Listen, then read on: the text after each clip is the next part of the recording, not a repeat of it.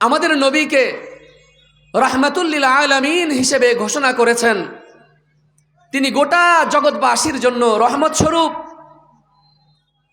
এজন্য আল্লাহর নবী সাল্লাল্লাহু আলাইহি ওয়াসাল্লাম আমাদেরকেও রহমতের জায়গা চিনাইছেন।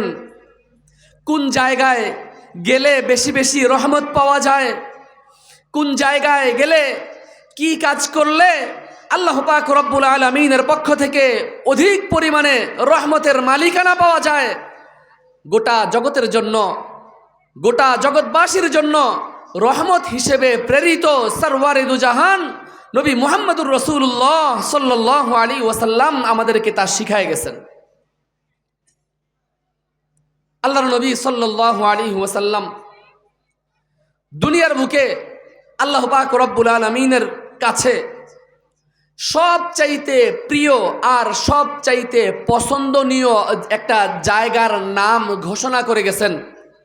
আমরা মসজিদের মুসল্লি হিসেবে ইমামদের মুখে মুখে এই কথাটা বারবার শুনি যে আল্লাহ তাআলার কাছে দুনিয়ার বুকে সবচাইতে প্রিয় আর পছন্দনীয় যেই জায়গাটা, সেই জায়গাটার নাম কি বলেন তো সবাই? বলেন, আওয়াজ দিয়ে বলেন, জায়গাটার নাম কি? আল্লাহর ঘর, মসজিদ। মাশাআল্লাহ, মারহাবা, আওয়াজ দিয়ে কথা বলবেন। তো আল্লাহর নবী সাল্লাল্লাহু আলাইহি ওয়াসাল্লাম বলেছেন, আহাব্বুল বিলাদি ইলাল্লাহি মাসাজিদুহা। আল্লাহ পাক রব্বুল আলামিন দুনিয়াতে কত কিছু সৃষ্টি করেছেন, এক একটা এক এক রকম দেখা যায়, এক এক জায়গার আবহাওয়া এক এক রকম, এক এক জায়গার অনুভূতি এক এক রকম। আল্লাহর নবী সাল্লাল্লাহু আলাইহি ওয়াসাল্লাম বলেন, আল্লাহ পাক রব্বুল আলামিন তো সব কিছু বানাইছেন, তবে উম্মত তোমরা জেনে রাখো আল্লাহ পাক রব্বুল আলামিনের কাছে দুনিয়ার বুকে যা কিছু আছে তার সব কিছুর মধ্য থেকে সবচাইতে পছন্দনীয় আর প্রিয় যেই জায়গাটা, সেই জায়গাটা আর কোনো জায়গা নয়, সেইটা হইল আল্লাহর ঘর, মসজিদ। ওয়া আবগাদুল বিলাদি ইলাল্লাহি আসওয়াকুহা। আর দুনিয়ার বুকে আল্লাহ তাআলা যা কিছু সৃষ্টি করেছেন, যত যা কিছু বানাইছেন, যত রকম জায়গা আল্লাহ তাআলা তৈরি করেছেন, এর মধ্য থেকে আল্লাহ তাআলার কাছে সবচাইতে অপ্রিয় যেই জায়গাটা, আল্লাহ পাক রব্বুল আলামিনের কাছে সবচাইতে অপছন্দনীয় যেই জায়গাটা, আল্লাহ তাআলার কাছে যেই জায়গাটা সবচাইতে অপছন্দনীয় লাগে, সবচাইতে খারাপ লাগে, আল্লাহর নবী সাল্লাল্লাহু আলাইহি ওয়াসাল্লাম বলেন সেই জায়গাটা হইল বাজার। বলেন, আল্লাহর নবী সাল্লাল্লাহু আলাইহি ওয়াসাল্লাম বলেছেন আল্লাহ তাআলার কাছে সবচাইতে প্রিয় আর পছন্দনীয় যেই জায়গাটা, সেই জায়গাটার নাম জানি কি? আওয়াজ দিয়ে বলেন সবাই, সেই জায়গাটার নাম কি? আর আল্লাহর নবী সাল্লাল্লাহু আলাইহি ওয়াসাল্লাম বলেছেন আল্লাহ তাআলার কাছে সবচাইতে অপ্রিয় আর সবচাইতে অপছন্দনীয় যেই জায়গাটা আছে, আল্লাহর নবী সাল্লাল্লাহু আলাইহি ওয়াসাল্লাম আমাদেরকে সেটাও জানায় গেছেন। সেই জায়গাটা জানি কোনটা? আওয়াজ দিয়ে বলেন, সেই জায়গাটা জানি কোনটা? বাস, এখানে বার্ষিক ওয়াজ ও দোয়া মাহফিলে আল্লাহ পাক রব্বুল আলামিনের রহমত প্রাপ্ত বান্দা, যাদের উপর আল্লাহ তাআলা রহম করেছেন, যাদেরকে আল্লাহ পাক রব্বুল আলামিন ভালোবেসেছেন, মোহাব্বত করেছেন, আমাদের এমন কিছু সংখ্যক মানুষকে আজকের এই মাহফিলের স্থলে, মাহফিলের এই প্যান্ডেলের নিচে উপস্থিত হওয়ার জন্য তৌফিক দিয়েছেন।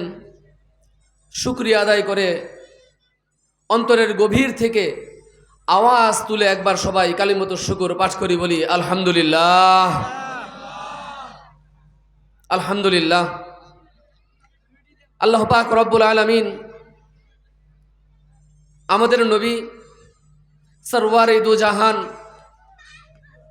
নবী মুহাম্মদুর রাসূলুল্লাহ সাল্লাল্লাহু আলাইহি ওয়াসাল্লামকে সর্বশেষ নবী ও রাসূল হিসেবে দুনিয়ার বুকে পাঠিয়েছেন। আমরা সবাই জানি ওনার পরে কিয়ামত পর্যন্ত আর কোনো নবী আসবেন না, আর কোনো রসুল আসবেন না, আমরা সবাই জানি। আল্লাহ পাক রব্বুল আলামিন দুনিয়াতে যত নবী ও রসুলকে প্রেরণ করেছিলেন, তন্মধ্য হতে আমাদের নবী সাল্লাল্লাহু আলাইহি ওয়াসাল্লামকে দ্বীন প্রচারের কাজ করতে গিয়ে আল্লাহ তাআলা সবচাইতে বেশি জুলুম, সবচাইতে বেশি মন্দ কথা, সবচাইতে দুর্বিষহ পরিস্থিতির সম্মুখীন করেছেন। এতদ সত্ত্বেও আল্লাহ পাক রব্বুল আলামিনের খাস রহমতে আমাদের নবী সাল্লাল্লাহু আলাইহি ওয়াসাল্লামকে আল্লাহ তাআলা বিচলিত করেন নাই। আল্লাহ পাক রব্বুল আলামিন তাকে অস্থির বানান নাই। আল্লাহ পাক রব্বুল আলামিনের কাছে অভিযোগ পেশকারী বানান নাই। বরঞ্চ আল্লাহ তাআলা তার উপর খাস রহমত নাজিল করে কিয়ামত পর্যন্ত আনেওয়ালা সকল মানুষদের জন্য তিনি শুধু একজন নবী তা নয়, তিনি শুধুমাত্র একজন রাসূল তাও নয়।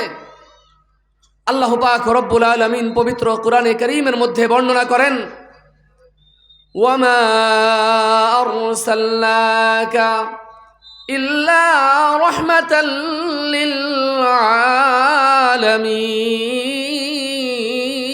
আলামিন।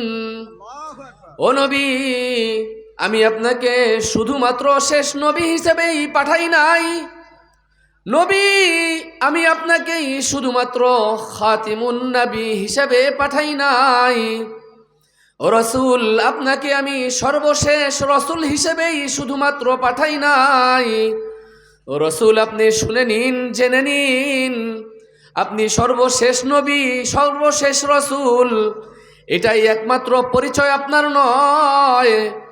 রসুল, আপনি কিয়ামত পর্যন্ত আগত দুনিয়ার সকল প্রাণী, দুনিয়ার সকল মানুষ, চাই সেই পুরুষ হোক চাই নারী হোক, দুনিয়ার সকল মানুষ চাই সে মুসলিম হোক বা অমুসলিম হোক, ও রসুল, আমি আল্লাহ পাক রব্বুল আলামিন কিয়ামত পর্যন্ত আনেওয়ালা গোটা জগৎবাসীর জন্য আপনাকে একমাত্র রহমত হিসেবে দুনিয়ার বুকে পাঠাইছি।